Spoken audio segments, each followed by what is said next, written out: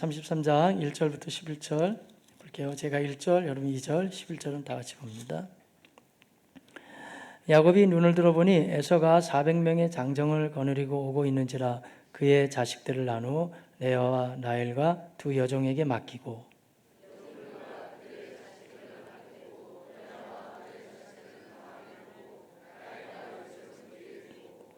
자기는 그들 앞에서 나아가되 몸을 7번 땅에 굽히며 그의 형 에서에게 가까이 가니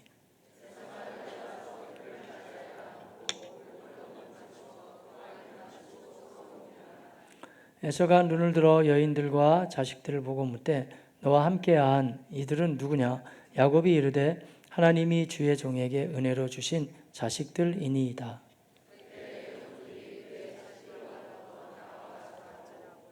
레아와 그의 자식들과 더불어 나와 절하고 그 후에 요셉이 라헬과 더불어 나와 절하니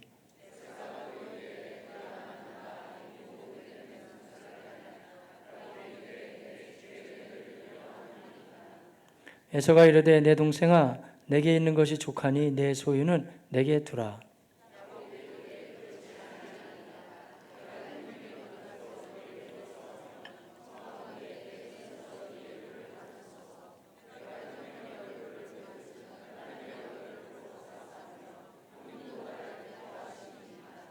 하나님이 내게 은혜를 베푸셨고 내 소유도 족하오니 청하건대 내가 형님께 드리는 예물을 받으소서 하고 그에게 강권함에 받으니라. 아멘. 우리가 삶을 살아가는 데 있어서 자기의 힘과 자기의 지혜와 능력만을 의지하며 살아가는 경우들이 많이 있습니다. 여러분은 지금 다 교회에 나와서 하나님을 의뢰하고 신뢰하는 가운데 예배를 드리고 있지만 그렇지 않으면서도 나름 열심히 살고 있는 인생들 많이 있어요. 근데 그 사람들의 항상 중심과 생각은 자기중심적입니다. 그래서 자기가 열심히 노력하고 또 공부하고 또 때로는 자격증도 따고 또 아니면 확장되면서 사업도 펼치고 하면서 열심히 살아가는 거예요. 그냥 열심히. 열심히 살고 있기 때문에 그 사람들은 다 이거 하나님이 해주셨어요. 하나님이 저를 인도하셨습니다. 이런 고백 많이 안 하죠. 그리고 아예 안 믿는 사람들은 못하죠. 하지도 않고 하고 싶지도 않을 겁니다. 왜냐하면 이거 내가 다 열심히 한 건데 무슨 하나님이 다 하셨다고 이렇게 내가 뭐 하려고 얘기를 해야 됩니까? 그렇게 반대로 얘기할 수도 있겠죠. 자기 중심적인 삶. 자기가 열심히 노력하고 공부하고 또 운동하고 체력 관리하고 해가지고 열심히 사는 거예요. 그런 삶이 있겠죠. 그러나 반면에 이 자리에 예배드리고 있는 여러분 모두가 다 그런 삶보다는 사람이 계획해도 그 길을 인도하시는 분은 여호와 하나님이시고 다 하나님이 하셨다. 이런 고백을 하면서 살아가는 인생들도 있어요. 여러분 이제 아멘 했는데 대부분 다 우리는 그리스도인들 하나님의 자녀들은 자기가 공부하는 거예요. 자기가 노력하고 자기가 사업도 하고 열심히 다 하죠. 하지만 이거 다 하나님이 은혜를 주신 거예요. 하나님이 하셨습니다. 이런 고백을 하면서 살아가는 인생도 있겠죠. 그래서 성경은 약간 구체적으로 구분하자면 고린도전서 2장 14절에서 한 3장 1, 2절까지 생각하면 인생을 한 세 가지로 나누긴 해요. 그냥 예수 믿으면서도 그 안에 이제 성령 충만함에 잘 믿는 사람이 있고 또 그렇지 못하는 사람도 있겠죠. 이거 구분할 수는 있지만 하지만 크게 이제 만약에 대별한다 그러면 하나님을 신뢰하고 의지하면서 믿는 삶이 있고 하나님도 인정 안 해요. 천국도 인정 안 해요. 가봤냐 그래요. 그러면서 그냥 자기 나름대로의 삶을 소신껏 열심히 살아가는 삶이라고 할 수도 있겠죠. 사실은 제가 지금 인용하고 있는 고린도전서 2장 14절로 3장 1절 말씀이 저는 어렸을 때 되게 어렵더라고요. 왜냐하면 종류가 세 종류가 나오는데 하나는 육에 속한 사람, 하나는 신령한 자, 한 가지는 이제 그 부분이 어려운 거예요. 육에 속한 사람하고 또 육신에 속한 자. 여러분 금방 구분이 되세요? 저는 이게 되게 어렵더라고요. 육에 속한 사람하고 육신에 속한 자가 뭐가 다를까? 같은 말이잖아요. 거의 우리말로는 어감이 비슷하단 말이에요. 그러나 헬라어 원문은 약간 달라요. 우리 사람을 표현할 때 이렇게 딱 잘라서 구분하는 거는 옳은 해석은 아니에요. 무슨 말이냐면 우리의 영혼이 있고 겉사람이 있고 이런 식으로 이렇게 이분법적으로 구분하거나 아니면 바울의 서신 같은 데는 때로는 여러분들의 영과 혼과 몸이 다 보존되기를 원하나 해가지고 어떤 경우는 3분법으로 또 나누기도 하거든요. 영이 있고 혼이 있고 또 몸이 있다 이런 거예요. 그러나 건강한 이제 성경 해석적인 접근은 그렇게 구분 안 하고 그냥 같이 모아서 하죠. 지금 여기 뭐 똑같이 비유는 되지 않죠. 좀 물이 지금 중요한데 컵이 깨져버리면 물을 못 마시거든요.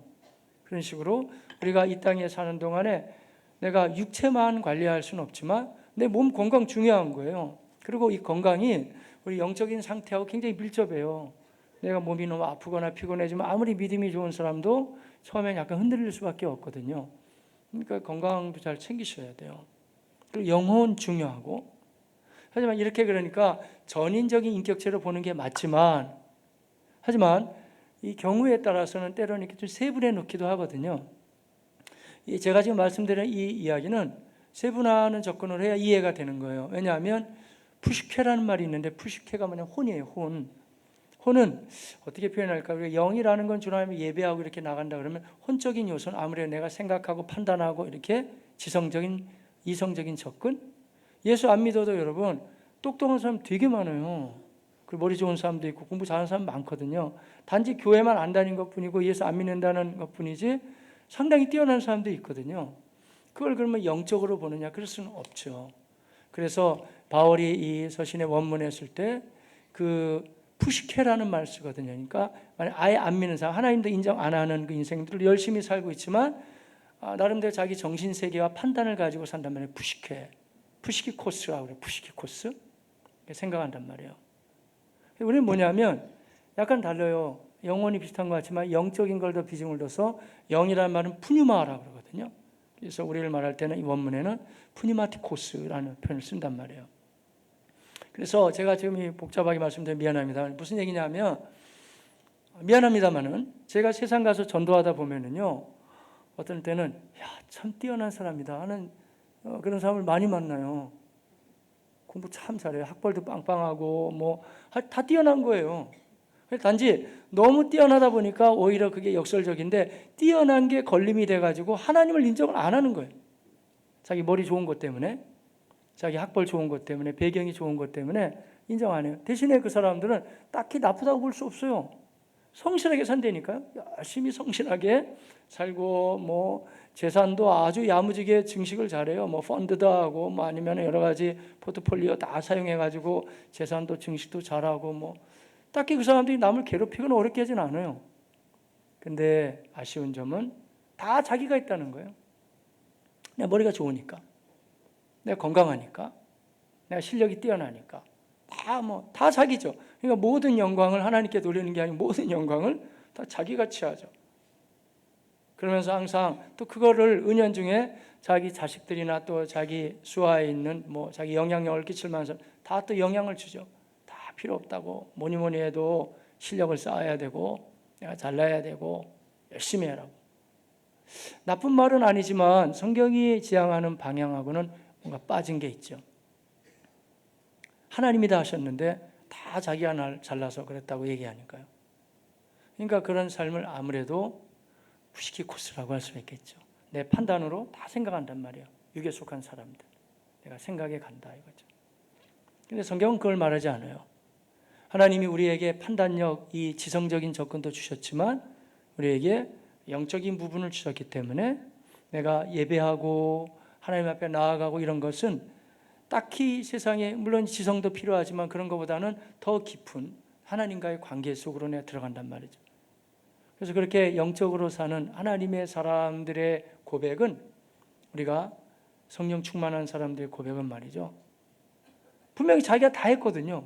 내가 열심히 노력하고 다 했는데도 하나님이 나를 합격시켜 주셨다고, 나를 붙여주셨다고, 하나님이 하셨다고 그러는 거예요.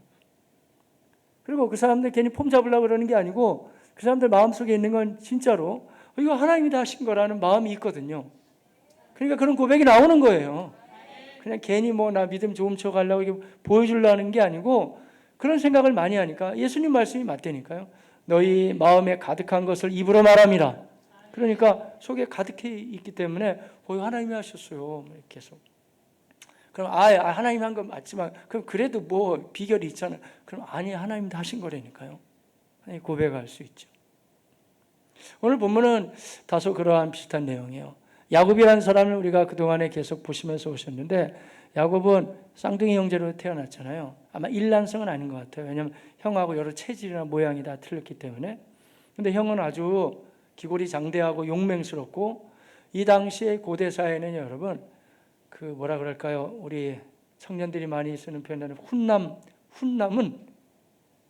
아세요? 우리 보기만 해도 훈훈하다는 거예요. 근데 이 훈남의 기준이 사냥을 잘해야 돼요. 사냥을. 왜냐하면 사냥을 잘해, 우와, 뭐 대단하다, 뭐 이럴 거 아니에요. 그러니까 아주 남성미가 넘쳤고 에서는 그런데 뛰어났단 말이에요. 야곱은 쌍둥이는 쌍둥이지만 동생이었는데 그런 면모는 없었거든요. 근데 잔꾀가 아주 뛰어났죠. 자꾸 뛰어나가지고 형을 속이려고 그러고 형의 것을 빼어 써오려고 그랬죠. 본래도 하나님이 약속하시기를 그의 어머니 니브가를 통해서 하도 쌍둥이 둘이서 뱃속에서 싸우니까 아예 하나님이 응답을 해주셨어요. 태어나게 될 것인데 두 민족이 나누어지게 될 것이고, 그런데 너희 집안은 큰 자가 작은 자를 섬기게 될 것이다. 예고가 됐어요. 그러니까 야곱은 자꾸 잔머리를 돌릴 게 아니고 그냥 우직하게 하나님의 때를 기다리면 하나님 그렇게 하신다고 하셨으니까 되겠지만, 근데 여러분 이 머리가 빨리빨리 도는 사람들은요 행동을 먼저 한단 말이에요. 그래가지고 야곱이 팥죽을 써가지고 자기 형을 속이기도 하고, 또 한 번은 장자권을 그냥 형은 사냥하러 나간 사이에 음식을 만들어가지고 아주 빼앗죠. 그러나 이제 에서가 더 이상 용서하지 않지. 내가 널 죽이겠다고. 그래서 도망가서 외삼촌 집에서 20년을 살다가, 외삼촌이 또 좋은 외삼촌도 아니었잖아요. 얼마나 더 힘들게 하는지 몰라요. 근데 그 속에 살다가 20년 만에 지금 돌아왔거든요. 돌아와서 지난주 말씀인데 재산이 꽤 많이 증식됐어요. 근데 뭐 의미가 없어요. 왜냐하면 형이 만약에 죽이겠다고 달겨들면 야곱은 자기 형의 늠름함과 용맹스러움을, 그 싸움 잘하는 걸 너무 잘 알고 있었거든요. 그래가지고 혹시 모르니까 요단강의 지류가 하나 야복강이 있어요. 거기를 건너서 이제 내려와야 되는데 아직 지금 형이 살고 있는 마을까지 오기는 좀 거리가 많이 남았거든요. 에돔 지역까지는. 그런데도 미리 종들을 보내서 형이 어떻게 하고 있는지를 봐라. 지난주 말씀이었어요. 근데 웬걸 형이 당당하게 400명의 용사도로 온다는 거예요. 어떻게 할지 모르지만 일단은 여러분 야곱이라고 생각해 보세요. 마음에 정말 두려움이 몰려오는 거죠. 야곱은 형에 대해서 너무 잘 알고 있잖아요. 그 형의 승질, 그리고 그 용맹스러움, 사냥하듯이 자기를 잡아버리면 어떻게 하는 거예요? 뭐 갑자기 인간적인 생각이 들으니까 뭐 두려워가지고 막 어려워지죠. 그래서 그때도 역시 머리를 썼다니까요. 두 때를 나누라. 한 때가 먼저 가고 다음 가고. 근데 계속 머리를 쓰다 보니까 이게 안 되는 거예요. 그러자 이제 결정적인 자기가 용단을 내리게 되는데, 이건 내가 머리를 써서 풀 문제가 아니고 하나님 앞에 내가 기도를 해야 되겠다 해가지고요 다 보내고 자기 혼자 야복강에 남아서 하나님하고 기도로 결단을 내리죠. 지난주 말씀이에요. 지난주 우리 기도 말씀 드릴 때 이게 물론 영적인 얘기지만 너무 영적으로만 그렇게 얘기하지 말자 그랬죠. 왜냐하면 기도라는 것 자체가 아주 신중한 기도는 내 몸에 고난과 헌신이 들어갈 수밖에 없어요. 때로는 우리도 필요할 때는 금식하기도 하고 밤을 새잖아요. 그런 기도가 어떻게 내가 영으로만 한다고 할 수 있겠어요? 내 몸으로도 하죠. 그러니까 온 몸을 다해서 이제 이 창세기 말씀은 씨름했다 그랬는데, 그렇다고 해서 또 너무 육체로만 봐도 안 돼요. 그러면 어떤 사람하고 뭐 씨름하고 엎어치고 뭐 그렇다는 얘기는 아니잖아요. 근데 그 정도로 막 뒹굴며 기도하고 하나님의 도움을 청하면서 기도했다는 거죠. 지난주에 이미 말씀을 나눴습니다마는 하나님이 우리에게 기도의 특권을 주셨는데요. 여러분 지금까지 인생을 살아오면서 내가 사생결단하는 기도를 해본 적이 없어요, 목사님. 저는 그러면은 감사히 여기셔요, 여러분. 왜냐하면 환경 자체가 내가 일사각오로 기도할 건이 얼마 없었다는 거예요. 그런 분들은 하나님 앞에 감사히 여기면서 한 가지 죄 짓고 타락하지만 마세요, 여러분. 왜냐하면 인생이 너무 평탄하게 되면 내가 사생결단하는 일사각오의 기고는 없지만은 그러나 신앙생활이 약간 미지근해질 수가 있거든요. 죽기를 각오한 기도가 한 번쯤은 필요한데 그게 없었기 때문에. 야곱의 인생은 그렇지 않았어요. 그래서 여러분 가운데 너무 삶이 고달프고 사는 게 아니고 지금 몸도 아프고 재정 상황도 곤란하고 또 마음도 혼란하고 너무 어렵다. 뭐 딱히 얘기하기 어렵죠. 너무 어렵다 지금 상황이. 야복강의 기도가 필요합니다, 여러분. 하나님 앞에 한 번쯤은 내가 일사각오의 기도를 하는 거죠. 하나님 저를 만나 주십시오 하면서 막 기도를 하는데, 얼마나 기도를 열심히 했으면 그때 어떤 사람이라는 사람은 여호와의 사자쯤으로 보자 그랬잖아요. 왜냐하면 천사라고 하기는 좀 그래요. 천사가 사람을 축복은 못하거든요. 하나님의 이제 여러 가지 필요한 부분을 심부름은 하지만, 근데 여호와의 사자라는 표현이 출애굽기 3장이라든지 또 아니면은 야곱과 씨름하던 분들, 이런 분은 바로 야곱을 바로 축복하고 모세를 바로 명령하고 축복하고 그러기 때문에 일반 천사는 아니거든요. 하나의 해석학적인 원리인데, 그래서 구약의 여호와의 사자가 등장하면 우리 예수님이 완전한 사람의 몸으로 우리 가운데 현현하시기 전에 사람들이 때로는 하나님을 눈으로 뵐 필요가 있거든요. 그럴 때 여호와의 사자의 모습으로 오셨다 보면 되겠죠. 어떤 사람도 그쯤 보면 되는데, 근데 막 기도를 하는데 말이죠, 해가지고 막 뒹굴고 이렇게 하다가 결국에 여기 엉덩이뼈라 그러고 전에 환도뼈라, 환도뼈가 고관절이에요. 고관절이 부러지게 되죠. 그러면 야곱은 평생 다리를 절면서 살았을까요? 예. 그 당시는 정형외과도 없고 그러니까 평생 그렇게 살았죠. 그러나 야곱의 인생은 180도가 바뀌었어요. 왜냐하면 그 전까지 야복강에서 이 일사가고의 기도를 하기 전까지는 항상 자기 잔머리를 먼저 썼거든요. 머리를 쓰고 인간적인 방법과 수단을 찾아놓고 이렇게 했단 말이에요. 그러나 자기가 그 야복강에서 거기서 하나님을 경험하고, 하나님의 사자가 아예 말씀하잖아요. 그에게 너 이름을 야곱 남의 발 뒤꿈치를 붙잡았다고, 이제 그런 인생 살지 말고 아예 이름을 바꿔라. 네가 하나님과 및 사람과 겨루어서 이겼다. 너 이름은 앞으로 이스라엘이 될 것이다 라고 불러주셨어요. 그러니까 야곱이 인생이 바뀐 거예요. 비록 이제 다리는 절고 있었지만 그의 인생은 야곱에서 이스라엘로 바뀌었습니다. 오히려 때로는 그런 것이 하나의 흔적이 돼요. 사도 바울이 내 몸에 그리스도의 흔적을 가시니 더 이상 괴롭히지 말라 그랬듯이, 어쩌면 야곱은 다리를 절었지만 그것이 하나의 그의 스티그마, 흔적이 됐겠죠. 그래서 그걸 보면서 항상 느꼈겠죠. 내가 그때 하나님을 경험한 사람이야. 하나님 정말 살아계셔. 그래서 이제는 더 이상 사람의 방법이나 수술을 쓰기보다는 하나님 앞에 기도하고 모든 것이 하나님의 은혜 가운데 됐다는 걸 고백하면서 야곱이 나아가게 됩니다. 오늘 말씀은 이제 그 기도 후에 자기 형 에서를 만나게 되는 거예요. 그런데 바로 이 장면에서 두 사람이 등장하잖아요. 물론 거기에 이제 다수의 아내도 자식도 여러 사람이 있었지만 대표적인 인물은 지금 두 사람이에요. 야곱과 에서와 야곱인데, 두 사람의 대화가 여기 지금 기록되고 있어요. 그래서 우리가 그냥 스토리로 얘기하자면은, 그래요, 야곱이 그렇게 죽기 살기로 기도해서 하나님의 응답을 받았고, 형이 막 달려들어가지고 야곱 너 어디 갔다 왔냐, 미안하다, 얼마나 보고 싶었는데 하면서 형이 다 오히려 화해를 하고 회복해서 끝났더라 하면 얘기는 끝나는 거예요. 근데 성경은 우리가 생각하는 것처럼 그렇게 끝나지가 않아요.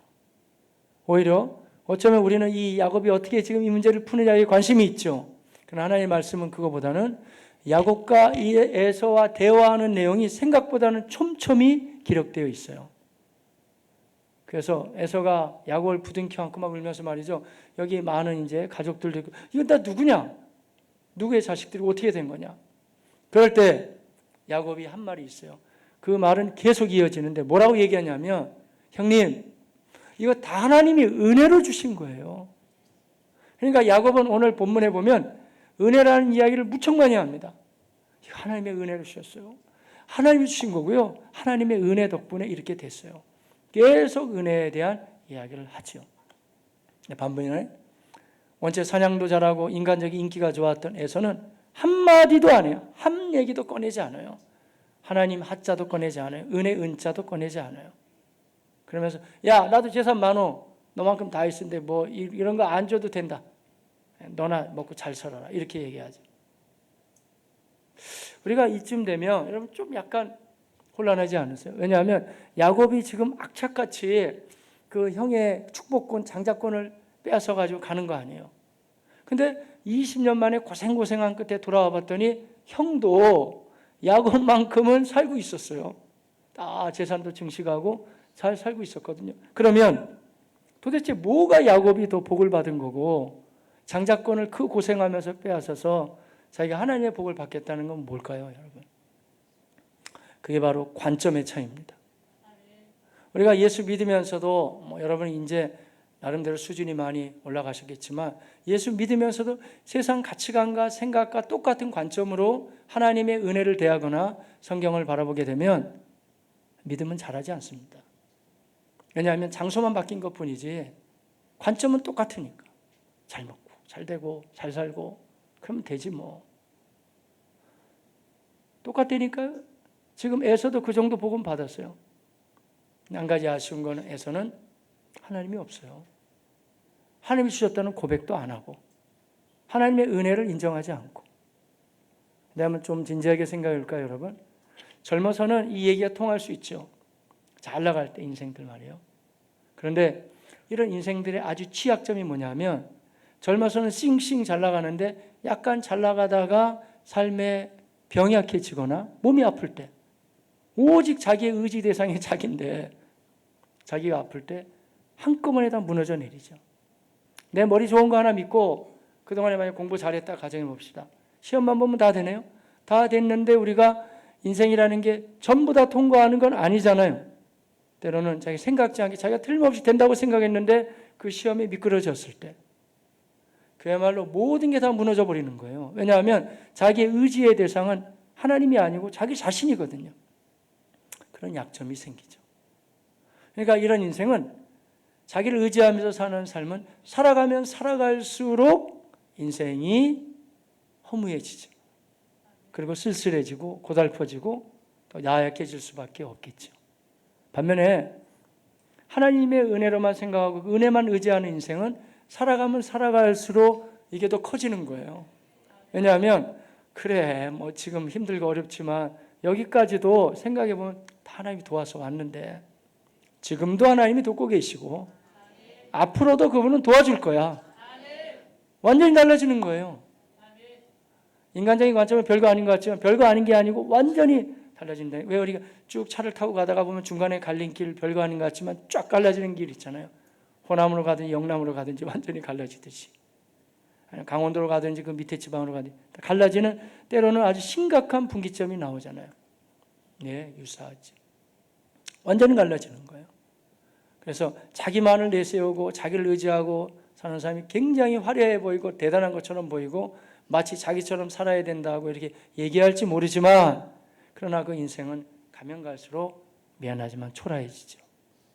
그러나 오직 하나님의 은혜를 고백하고 은혜를 의지하는 사람은요 가면 갈수록 단단해지고 든든해지는 거예요. 심지어는 아파도 또 때로는 안 돼도 막혀도 또 내가 죽어도 말이죠. 하나님 은혜로 이끄신 하나님이 나를 은혜로 그의 나라에 인도하실 거야. 그래서 우리 그리스도인들 하나님의 자녀들의 삶을 오늘 본문을 근거로 해서 말씀드리면 하나님의 은혜로 사는 삶이죠. 은혜. 은혜가 뭐예요? 은혜가? 은혜라는 말이 구약에서는 헤세드라는 표현이 많이 등장해요. 헤세드 이런 표현이 꽤 많이 등장하거든요. 다 은혜로 산다 이런 표현이. 그런데 오늘 본문은 헤세드 표현보다는 야곱의 표현과는 하나니라는 단어를 많이 쓰는데 은혜라는 게 뭐냐면 도저히 그것을 내가 받을 수 없는데 받게 되는 게 은혜거든요. 그러니까 다른 말로 하자면 그분이 나를 불쌍히 여겨줬다는 거예요. 그러니까 그런 식으로 사니까 항상 고맙고 감사하겠죠. 자기 잘났다고 사는 인생은 고마운 게 없어요. 감사도 없고. 자기만 나타내려고 그래요. 이게 세상의 하나의 그 분위기인데 그 세상 분위기고 성경 분위기는 그렇지 않아요. 자기를 낮추고 하나님이 하셨다는 거예요. 그런 표현이. 신약의 헬라어로 표현한다면 카리스라며 카리스. 오, 저 사람 카리스마 엄청난데 우리는 카리스마라는 말을 왜곡되게 써가지고 뭐 말하자면 그 독재 정권들 카리스마가 대단해요. 그런데 카리스마라는 말도 원래는 카리스에서 나왔는데 이 은사라는 은사. 그러니까 승질만 센 게 말하는 게 아니고 내가 손재주가 좋아도 그 사람의 그게 카리스마예요. 또 아니면 내 머리가 좋아도 다른 음악성이 뛰어나도 여러 가지 우리가 공평하신 하나님이 각자에게 주신 영역이 있잖아요. 그거 여러분 내가 노력했어요. 태어나면서부터 우리에게 주신 게 꽤 많거든요, 여러분. 그 하나님의 은혜와 은사 주심을 고맙게 여기시길 바라겠습니다. 그런 거죠. 그러니까 은혜라는 말을 이제 신구약을 한번 연결해서 우리가 생각해 보면 도저히 받을 만한 자격도 없고 받아야 될 이유도 없지만은 그분이 나에게 놀라운 사랑으로 나에게 주신 거예요. 이 은혜. 그러니까 은혜 받았습니다 이런 표현, 교회가 독특한 표현 가운데 하나가 은혜를 많이 받았다는 표현 많이 하잖아요. 네, 그 참 귀한 표현이죠. 목사님 오늘 말씀을 통해서 많이 은혜 받았어요. 그건 목사한테 인사한다기보다는 하나님께 대한 고백이죠. 그 고백이. 그래서 하나님이 저 목회자를 통해서 이러한 은혜로운 말씀을 주셨구나. 매번 주기를 사모합니다. 사모하셔야 되겠죠. 하나님께서 그건 하나님이 하시는 거니까. 자, 오늘 본문인데 한번 야곱가에서 에서와 야곱의 같은 만남 속에서 달라지는 모습들 한번 보죠. 자, 4절 말씀인데요. 같이 보겠습니다. 에서가 달려와. 자, 보세요. 그 기도에 응답하시니까 이제 야곱이 뛰어간 게 아니고 야곱은 물론 다리도 아팠고 에서가 달려와서 그다음에 그를 맞이하여 안고 목을 억을 맞춰 그와 입 맞추고 서러운 중동지방의 인사죠. 너무너무 지금 반가워하고 기뻐하죠. 자, 그런데 그때 에서가 물어봐요. 5절입니다. 자, 에서가 눈을 들어 여인들과 자식들을 보고 묻되 너와 함께한 이들은 누구냐? 그 다음 말씀이 중요해요. 야곱이 이르되 뭐라고 얘기해요? 하나님이 주의 종에게 은혜로 주신 자식들이니. 하나님이 하셨다는 거예요. 이거 뭐냐? 제가 말이죠. 이렇게 외삼촌 대단한 사람이었어요. 다 막 속이고 그랬는데 제가 외삼촌 머리보다 더 뛰어났잖아요. 이런 얘기 안 하고 있죠. 그게 아니고 하나님이 다 하셨어요. 그 가운데 우리는 지금 곁에서 야곱의 스토리를 지켜보면서 참 우여곡절이 많았잖아요. 사실 야곱이 열심히 살아왔잖아요. 자기 얘기 안 해요. 하나님이 다 주셨습니다. 고백하지. 좀 건너가서 보면 나머지 다 비슷한 분위기고요. 다음에 11절 시작. 하나님이 내게 은혜를. 그러니까 이 야곱은 지금 형 에서와의 만남 가운데 자기 소유물 이런 거 전부 자기가 다 얻게 된 거 모든 것을 다 하나님이 나에게 기회를 주셨어요. 하나님 도와주셨어요. 고백하죠.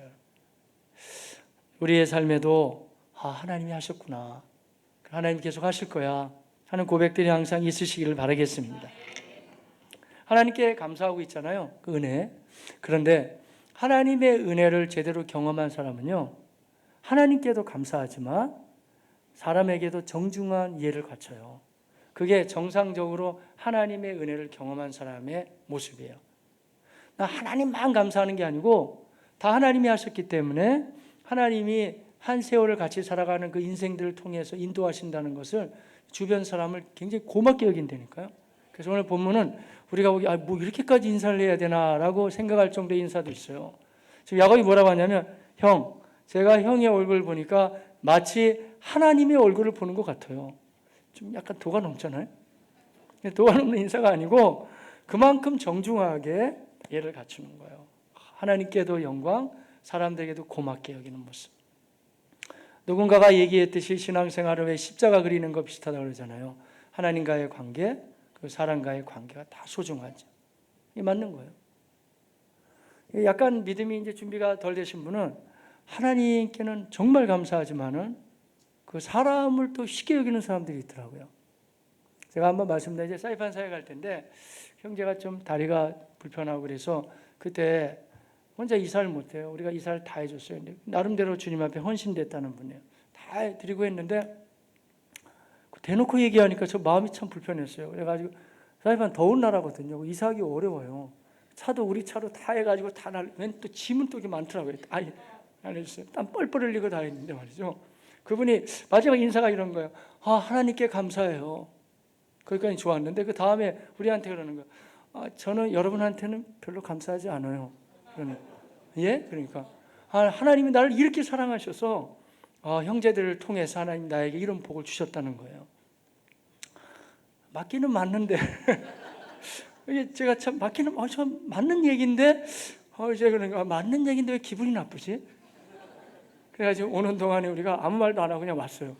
근데 서로 간에 기분이 안 좋은 거죠. 이게 분명히 맞는 얘기인데 근데 그게 뭔가 하나에 빠진 얘기예요. 물론 하나님이 다 하신 거 맞고 그렇지만 하나님이 그러면은 그분만 사랑하세요? 그 이삿짐 날려는 우리 뭐예요 그러면? 우리 그냥 몸쪽으로 쓰시고 그런 개념을 고쳐야 된다니까요, 여러분. 하나님께도 영광을 물론 돌릴 수 있지만 돌려야 되겠지만 그러나 우리가 형제들 너무 고마워요, 감사해요. 정말 하나님이 얼마나 이 귀한 형제들을 통해서 일하시는지 이렇게 인사하고 같이 해야 되겠죠. 이게 중요한 건 이 관점과 눈이에요, 여러분. 한번 생각해 보셨어요, 여러분? 기도하다 보면 좀만 깊이 들어가면 기도가 많이 생각날까요? 우리가 여러분 지구상에 인구가 사람이 몇 명이나 살다 갔을까요? 또 몇 명이나 살까요? 헤아릴 수 없겠죠. 수백억 이상 오고 가는 세대를 다 포함한다면. 그런데 우리가 그 많은 세대 가운데 똑같은 시대에 거의 태어나서 우리가 나이 차이가 뭐 수십 년 난다고 하지만 그래야 100년 안짝이잖아요. 그 시대에 동일한 시대를 살면서 또 동일한 지역에 살아가면서 동일한 교회를 섬긴다는 거 한번 생각해 보셨어요, 여러분? 한번 그런 관점을 가지고 옆에 있는 분들 한번 얼굴 봐보세요. 정말 새롭지 않으세요? 정말 새로워요, 여러분. 자, 한번 옆에 있는 분과 축복할까요? 예, 말씀을 듣고 보니 저에게 참 소중한 사람들이십니다. 네, 정말 그런 거예요, 여러분. 좀 더 생각해 보면 물론 하나님의 이 만극하신 은혜가 너무 감사하지만 동시대를 우리가 살다가 하는 사람들 대단하지 않아요? 내 옆에 앉아있기만 해도 너무 귀한 분들이에요. 자, 너무 귀하죠, 여러분. 그러니 한 가정을 이뤄서 부부로 산다는 거는 말할 나위도 없는 거죠, 여러분. 싸우지 마세요, 여러분. 그러니까 왜냐하면 지금 사랑하며 살아가도 이 모자라는 세상에 뭐 이렇게 싸우고 미워하고 조금만 생각해 보면 정말 귀한 사람들이라니까요. 우리 몸을 통해서 세상에 출생한 자녀들 좀 마음에 안 들고 내 수준에 걸맞지 않는다 그래도 정말 귀하게 여겨야 돼요, 여러분. 또 부모님들도 마찬가지죠. 우리가 자녀가 부모를 볼 때도 정말 소중한 분들이죠. 이 하나님이 부모들을 통해서 우리를 살려주시고 인도하시기 너무 귀하잖아요. 만약에 우리 자녀들이 그런 얘기하면 아마 맡기는 여러분들 기분 나쁠걸요. 엄마 아버지, 저는 엄마 아빠한테 별로 고마워하지 않아요. 저는 하나님께만 영광 돌려요. 왜냐하면 엄마 아버지는 나를 축복하기 위해 하나의 통로에 불과합니다. 맞기는 맞는 것 같은데 이게 아닌 것 같다 또 그런 마음이 들잖아요. 근데 야곱은 그런 식으로 무례하게 사람에 대해서도 얘기하지 않아요. 아주 어느 면에서 좀 도가 넘을 정도로 정중하게 이야기를 하게 되죠. 그게 바로 하나님의 은혜를 덧입은 사람들의 이 심경의 변화라고 할 수가 있어요. 완전히 바뀌어요. 그래서 이 사람이 변화됐는가 안 변화됐는가는요, 그 사람 말하는 거 보면 알아요, 여러분. 또 갑자기 또 말을 바꾸려고 하지 마시고. 근데 그렇지만 이게 가만히 들어보면 계속 사람을 상대하다 보면 그 쓰는 말이 그 사람이에요, 그 사람. 어떤 사람은 그러네, 또 막 이상한 말, 엉뚱한 말 잔뜩 해놓고, 아이고, 내가 오늘따라 실수를 많이 해. 실수가 아니고 그 사람이에요. 근데 계속 생각하고 말한 게 이제 자기도 모르게 그동안에는 잘 통제가 됐는데 지금 흥분하다 보니까 좀 튀어나온 것 뿐이죠. 이 야곱의 이야기와 고백과 형과의 만남을 통해서 야, 완전히 변화됐구나 알 수가 있죠. 오직 하나님의 은혜예요. 하나님이 다 하셨습니다. 이런 고백들. 형, 이렇게 나를 배려해 주시니 너무 고마워요. 이런 마음들, 또 고백들 다 이어지죠. 저와 여러분도 마찬가지 우리가 하나님의 사람들답게 당연한 이야기인데 그 에서의 쪽의 삶을 살아서는 결코 안 되겠죠. 하나님의 사람들답게 모든 것을 하나님의 은혜로 여기면서 고맙게 여기고 하나님께도 영광과 감사, 한 세월을 같이 살아가는 삶을 같이 인생들을 같이 축복하며 감사하는 하나님의 사람들이 다 되시기를 바라겠습니다. 어떻게 살아갈 수 있을까요? 이렇게 합시다. 먼저는 지금 야곱의 고백에도 잘 나와 있듯이 우리가 말이죠, 하나님께서 우리 가운데 베푸신 은혜, 헤세드, 이 은혜를 결코 잊어버려서는 안 돼요. 잊을 것은 빨리 잊어야 될 게 있어요. 우리가 연초에 설교했던 것처럼 너희는 과거의 아픈 기억이라든지 안 좋은 기억들을 빨리 잊어버리라고 그랬잖아요. 그건 잊어버려야 되고, 반면에 하나님께서 내 인생을 여기까지 이끌어 주신 것은 항상 고맙게 다시 리마인드 해야 돼요. 기억에 내시기를 바라겠습니다. 야곱이 생각해보니까 다 하나님의 은혜예요, 사실. 우리 지난번에 다 말씀 다 나눴네요. 외삼촌이 얼마나 못돼가지고 짐승 한 마리도 안 주겠다고 다 뺏어갔지만은 얼룩얼룩된 건 자기가 가지겠다고 했는데 그 자기가 남은 이파리 벗겨나서 된 게 아니라고 그러잖아요. 그 자기 할 수 있는 게 그거밖에 없으니까 그거 한 거고 하나님이 자기에게 주셨다. 하나님이 역사하셨다는 고백들. 또 지금까지 그 먼 이라크에서 이스라엘까지 그 꽤 먼 지역이거든요. 거기 올 때 도적들을 만날 수도 있잖아요. 맹수를 만날 수도 있고. 그러나 여호와의 군대 마하나임 하나님이 보내셔서 지켜주시고 인도하셨다. 야복강에서 장정 400가 형이 올 때 두렵고 떨렸지만 그러나 기도하자 하나님은 응답해 주셨습니다. 남의 이야기 야곱의 이야기지만 한번 생각해 여러분의 스토리를 한번 생각해 보세요. 저도 제가 기도할 때 때로는 5년 단위, 10년 단위 기도를 참 많이 하거든요. 감사할 때. 한 5년 전을 생각해 보세요. 그때도 참 은혜가 넘쳤더라고요. 또 10년 전, 20년 전. 다 기억해내야 돼요, 여러분. 하나님의 은혜 베푸심을 여러분 잊지 마시길 바랍니다. 그러나 가장 큰 은혜는 이 죄악된 세상에서 우리를 불러주셔서 예수님이 믿어지게 하시고 하나님의 자녀 삼아주고 구원에 이르게 된 거. 정말 감사히 여기시길 바라겠습니다.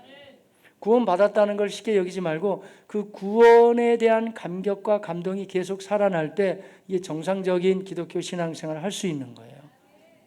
개인적인 말씀드려서 너무 미안합니다만은 제가 말이죠. 대체적으로 맑음 또 기상도 날씨로 비교하면 대체적으로 맑음을 유지하세요. 계속 그러잖아요. 근데 저도 이제 최대한 그걸 유지하려고 그러죠. 믿음 생활. 사람이 항상 마음이 똑같지는 않잖아요. 근데 항상 영적 상태를 좋게 유지하려고 그러는데 그 비결 중에 하나가 어디 있는지 아세요? 이거 노하우인데. 정말 이거 노하우예요. 그 비결이 있어요. 계속 이렇게 원만하게 유지해가는 비결이 있어요. 잘 안 가르쳐 주는 건데. 그 뭐냐면요, 여러분. 그 비결이 의외로 제가 진행하는 확신반에 있어요. 확신반. 그래서 제가 지금 고민하는 것 중에 하나, 이 확신반을 왜 꼭 내가 해야만 할까? 나눠서 말이죠. 서로 간에 성도들 보고 진행하라 그러면, 왜냐하면 제가 확신반을 하면서 섬기는 것도 있지만 제가 받는 은혜와 혜택이 굉장히 많이 있어요. 왜냐하면 잊을만 하면 제가 2달에 한 번씩 하잖아요. 또 증거는 이것이 우리에게 영생을 주신 것과 이 생명이 하면서 구원의 확신을 제가 잊을만 하면 한 번씩 들고 나오거든요.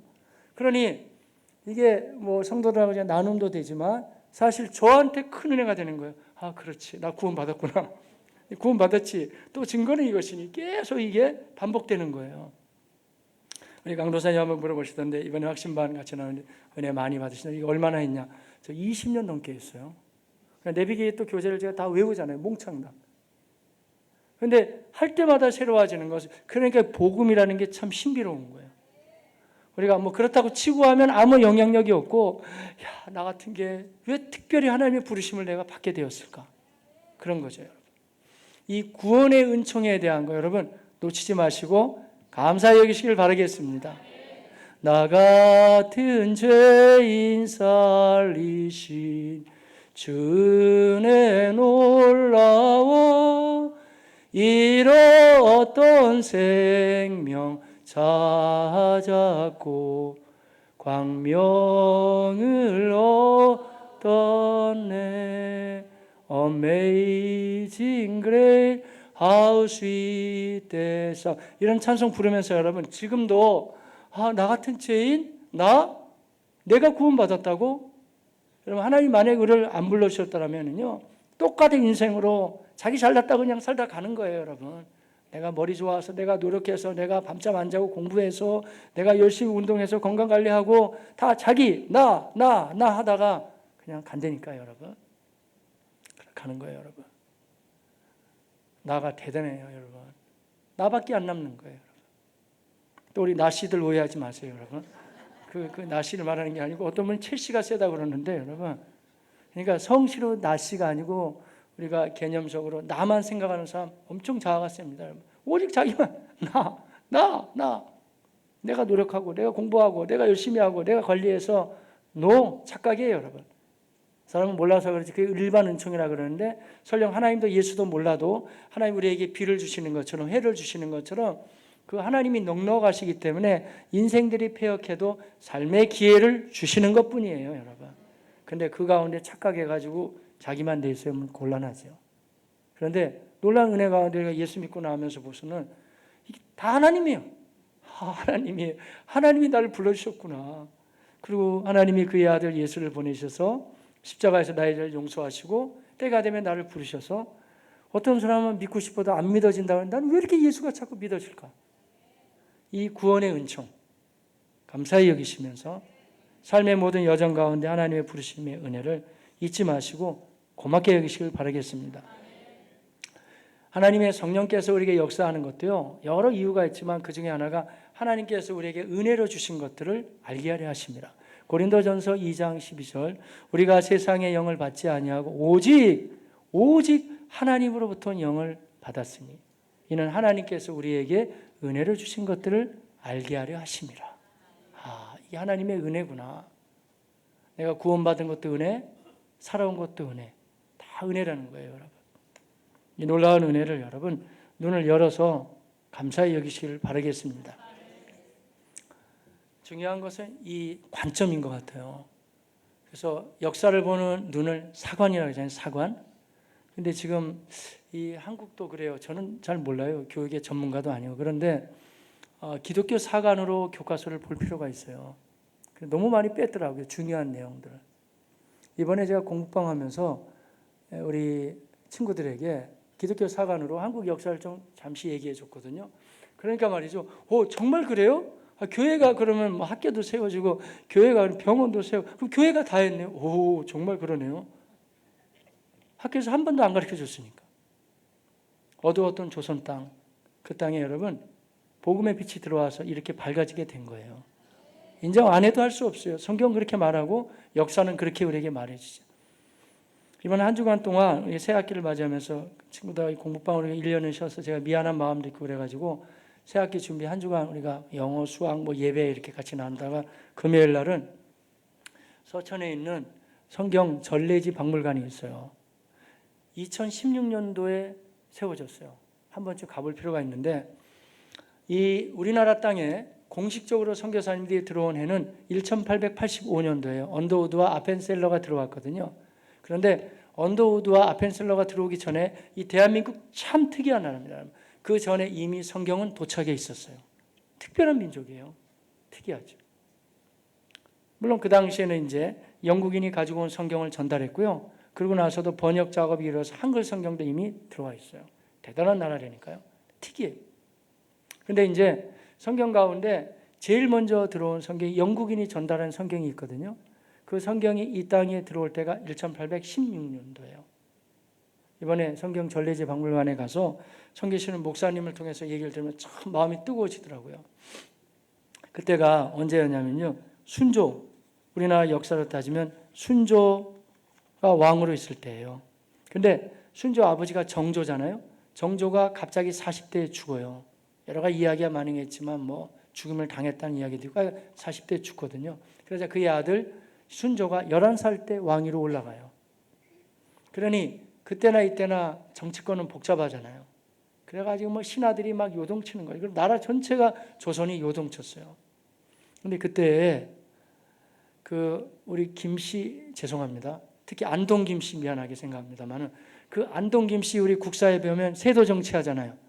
안동 김씨들이 곤란한 틈을 타가지고 세도 정치를 펼치고 왕권은 힘이 없거든요. 하나도. 조선은 아주 흔들렸어요. 혼란해지고. 그리고 엎친 데 덮친 격으로 가뭄이 한 2년 이상 있었대요. 수백만이 죽었어요. 사람이. 200만 가까이 죽었다 그러나요? 기록에 하면. 막 죽는 거예요. 굉장히 어두웠던 나라. 한치 앞도 안 보이고 희망이 없는 조선.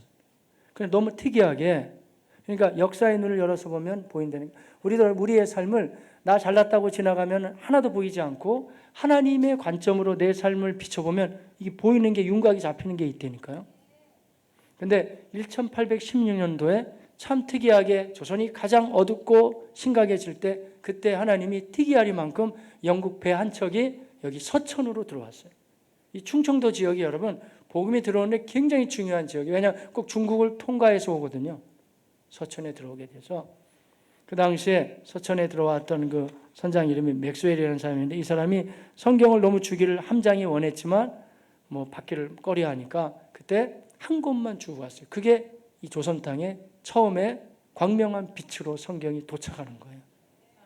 그러고 나서 점점 밝혀져 가지고 1885년도에 선교사님들이 들어오고 목숨 내놓고 들어왔던 선교사님들이 교회를 세우고 학교를 세워줬어요. 여러분 가운데도 그 대학 출신들이 많이 있으시겠지만 연세대학도 마찬가지고 특히 이화여자대학교, 조선시대에 누가 여자들 학교를 보냅니까 여러분? 안 보냈어요. 보내지 않았을 때 길거리에 버려진 고아와 같은 그 여자아이들을 모아다가 시작된 학교가 이화여자학당이에요 여러분. 그래서 발전하고 또 발전해서 지금 오늘날 이렇게 된 거예요. 근데 사람들은 이 얘기 저 얘기 많이 하지만 우리가 역사적인 관점을 가지고 정말 하나님이 일하심의 관점을 가지고 보면은요 다 새롭게 보이는 거예요. 사람들이 어떻게 얘기하든지 간에 이 나라와 이 민족 하나님이 역사하셨고 이 땅에 주의 복음이 들어오게 된 거 하나님의 은혜로 들어왔음을 여러분 다 믿으시기를 바라겠습니다. 하나님의 복음으로 말미암아 이 땅에 들어온 거예요. 은혜예요, 은혜. 여기 뭘 해놓은 게 있어요? 성경을 맞이할 준비가 돼 있었어요? 선교사들 들어오면 죽임을 당하면 어려움만 당하지 준비가 뭐가 돼 있었냐고요. 그러나 하나님의 은혜 중에 다 임하게 되는 거죠. 우리의 삶도 마찬가지예요, 여러분. 돌이켜보면 하나님의 은혜고 하나님의 역사라는 걸 알아요. 저는 몰라요. 정치도 모르고 교육도 모르고 저는 목회만 하는 목사에 불과하지만 그러나 적어도 이런 관점으로 눈을 열어서 보면 하나님이 이 땅을 얼마나 사랑했고 또 여기 하나님 주신 복이라는 것을 우리가 다시 헤아려 볼 수가 있게 되죠. 거창하게 얘기할 것도 없어요. 여러분의 한 인생을 한번 살펴보십시오, 여러분. 내 힘으로 살아왔다고? 누구는 열심히 안 살아요, 여러분? 그래서 내가 이렇게 당당하게 지금 살아올 수 있었던 거예요? 내가 열심히 공부해서 내가 누구는 열심히 안 하냐고요. 그러나 그 모든 길을 여시고 인도하시고 함께 하신 분은 하나님이십니다. 그래서 우리가 꼭 기억해야 되는 것은 하나님께서 베푸신 은혜를 잊지 마시고 기억해 나가시기를 바라겠습니다. 그리고 하나 더는 성경이 계속 말씀하시니까 하나님의 은혜를 받은 사람들은요 인생을 살아갈 때 너무 염려하며 사는 것은 그다지 성경적이지 않아요. 예수님도 종말을 설교하실 때 누가복음 21장 34절에 너희는 스스로 조심하라. 그렇지 않으면 너희 마음이 둔하여지는데 그것은 하나는 너희의 방탕함이 있고 그리고 술 취함이 있다. 한 가지가 또 있어요. 방탕함, 술 취함. 하나는 생활의 염려로 마음이 너무 어두워지니까. 그렇게 마음이 어두워지지 않도록 조심하라. 우리 주님이 술 취함과 여러분의 고민과 인생에서 고민스럽게 염려하고 걱정하는 거랑 4배를 똑같이 주셨다니까요. 술 먹고 방탕하고 헤매는 것도 문제지만 그냥 너무 고민하고 괴로워하고 어떻게 사냐 앞으로 이렇게 하는 거 별로 성경적이지 않아요. 물론 성실하게 열심히 살아야는 되겠지만 한번 진지하게 생각해 보십시오. 우리가 성실하게 열심히 살아왔지만 여기까지 온 게 하나님의 은혜라니까요. 앞으로 남아있는 길도 하나님의 은혜로 이끌어 주실 줄로 믿습니다. 그렇게 믿으시기를 바라겠습니다. 히브리서 4장 16절 그러므로 우리는 궁일하심을 받고 때를 따라 돕는 은혜를 얻기 위하여 은혜의 보좌 앞으로 담대히 나아갈 것이니라. 나아갈 수 있는 하나님의 사람들 되시기를 주님의 이름으로 축복합니다. 기도하겠습니다.